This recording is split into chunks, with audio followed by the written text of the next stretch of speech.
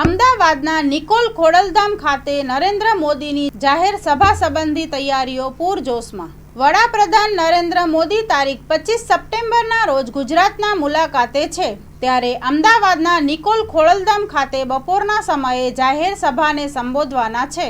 ત્યાં આગળ 1.6 કિમીનો હરિદર્શન 4 રસ્તાથી ખોડલધામ સુધી રોડ શો કરવાના છે।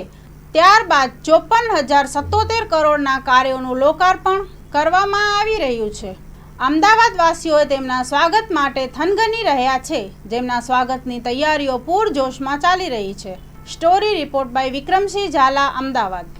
વડાપ્રધાન શ્રી નરેન્દ્રભાઈ મોદી 25 તારીખે અમદાવાદના નરોડા વિસ્તારમાં ખોડલધામ આવેલું છે ત્યાં પધારવાના છે।